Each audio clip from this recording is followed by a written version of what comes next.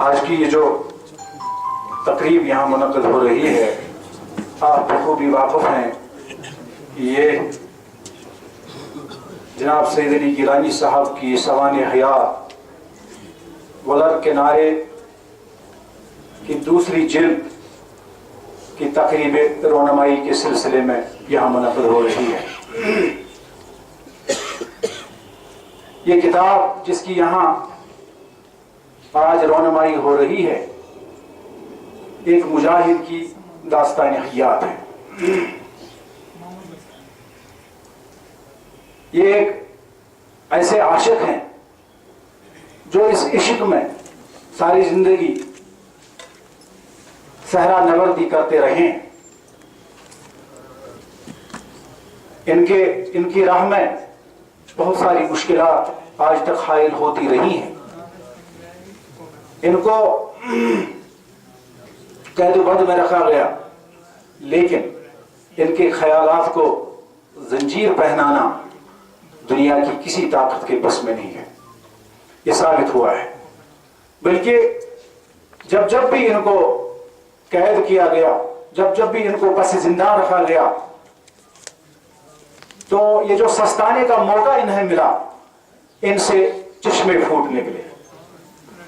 یہ انٹراگیشن سینٹروں میں، اذیت خانوں میں رکھے گئے تو روداد قفص نام کی کتاب منصع شہود پر آ گئی۔ تو اب کی بار دشمن نے ان کو اپنے گھر میں قید کر لیا ہے۔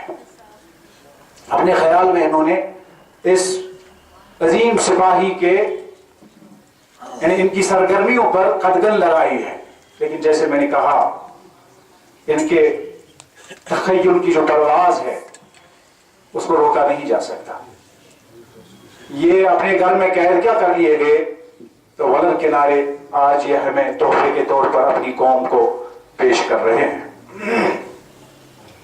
تو جب ہم یہ کتاب پڑھیں گے، ہم کو اندازہ ہو جائے گا، کہنے کو تو یہ ایک شخص کی سوانح حیات ہے، سوانح زندگی ہے، لیکن اصل میں یہ ایک مظلوم قوم کا درد و علم ہے۔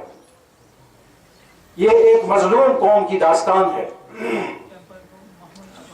یہ کتاب جو ہے اصل میں آنے والی نسلوں کے لیے ایک مشعل راہ کی حیثیت رکھتی ہے۔ ہم دیکھتے ہیں اس کتاب کو تو یہی محسوس ہوتا ہے کہ یہ مصنف صرف اپنی آپ بیتی نہیں سناتے، بلکہ یہ قوم کی رہنمائی کرتے ہیں۔ یہ قوم کی آنے والی نسلوں کے لیے ایک راہ کا تعین کرتے ہیں۔ ایک ایسی لائن انہوں نے ڈرا کی ہے، یعنی ایسی، یہ میں بڑی معذرت کے ساتھ یہاں صاحب صدر سے عرض، یعنی وہ بیٹھے ہیں، اس میں کچھ کوتاہی ہو جائے گی تو وہ مجھے معاف کریں گے۔ اصل میں ایک لکشمن ریکھا جو انہوں نے کھینچی ہے، انشاءاللہ مستقبل میں بھی اس کو کوئی پار نہیں کر سکتا۔ جو کرنے کی کوشش کرے گا، یہ پوری قوم اس کی راہ میں مزاحم بنے گی، اس کی مزاحمت کرے گی۔ تو اصل میں یہ جو کتاب ہم پڑھتے ہیں، اس میں ہم پائیں گے کہ مصنف ماحول کی بھیانک تاریکیوں سے نکل کر ایسی بلندیوں تک پرواز کرتے ہیں کہ جہاں اس کے مستحکم عزائم کو دنیا کی کوئی بھی طاقت کمزور نہیں کر سکتی۔ وہ دشمن کی قہر سامانیوں سے خوف کھاتا ہے، اور نہ ہی ذاتی رنج و علم اس کے ارادوں میں کمزوری پیدا کرنے میں کامیاب ہو جاتے ہیں۔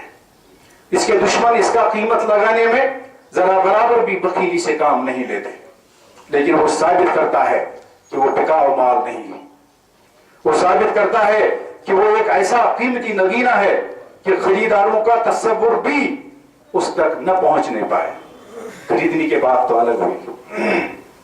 یہ کتاب جہاں مصنف کے خیالات، عقائد اور عزائم کی بھرپور ترجمانی کرتی ہے، وہاں اس کے پڑھنے سے یہ حقیقت بھی مبرہن ہو جاتی ہے کہ سید گیلانی موجودہ تحریک کے حوالے سے کبھی بھی ابہام یا غلط فہمی کے شکار نہیں رہے ہیں۔ وہ اس راہ کو پھولوں کی سیج نہیں بلکہ کانٹوں کا تاج سمجھتے ہیں، اور انہیں شروع ہی سے اس راہ کی مشکلات کا بھرپور ادراک رہا ہے۔ وہ شعور کی بیداری سے اس راہ پر چل پڑے ہیں۔ وہ کوئی حادثاتی طور اس میں نہیں آئے ہیں۔ مجھے یاد ہے بہت پہلے کی بات ہے کہ ایک صاحب ایک تقریب میں بول گئے تھے اس طرح کی کوئی بات کہ ہمارے جو حریت لیڈران ہیں، ہماری حریت رہنما جو ہیں، یہ اچانک یا حادثاتی طور اس شیر پر سوار ہو گئے ہیں. تو مجھے یہ بھی یاد ہے کہ اس وقت گیلانی صاحب نے وہاں جب ان کی باری آئی تقریر کرنے کی، انہوں نے وہاں بھی کہا تھا کہ کوئی اس شیر پر حادثاتی طور تو ہو سکتا ہے کہ پڑا ہو، لیکن ہم سوچ سمجھ کر اس پر سوار ہوئے ہیں اور اس کو ہم نے لگام لگائی ہے. ہم اس کے ماتحت نہیں ہیں، ہم جہاں چاہیں اس کو چلائیں گے انشاءاللہ.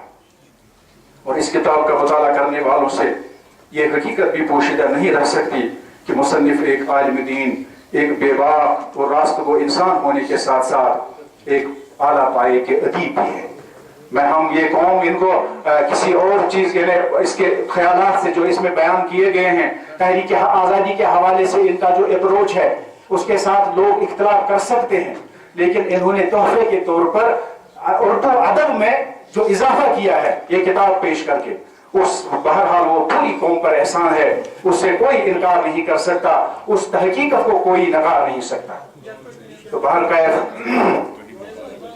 یہ کتاب جو ہم آج اس کی نقاب کشائی کرنے جا رہے ہیں، یہ 686 اگر میں صحیح بول رہا ہوں 686 صفحات پر مشتمل ہے. اور آپ اس کتاب کو یہ اعزاز بھی حاصل ہوا ہے کہ پاکستان کے ایک دانشور، ایک اعلیٰ پائے کے دانشور اور جماعت اسلامی کے زعیم جو ہیں مولانا مودودی رحمت اللہ علیہ کے خاص چہیتے جو رہے ہیں پروفیسر خورشید صاحب، انہوں نے اس پر پیش لفظ بھی لکھا ہے.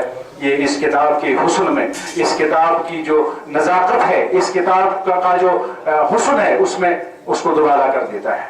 تو اس سے پہلے کہ ہم کارروائی کو آگے بڑھائیں، میں یہاں گزارش کرنا چاہوں گا کہ کسی کی یہ چابی گاڑی کی یہ انہوں نے کہیں گم کرا لی ہے، تو اگر کسی کی ہے کوئی، سب اپنی جگہ چیک کریں. تو یہ یہاں ہمارے پاس امانت کے طور پہ موجود ہے.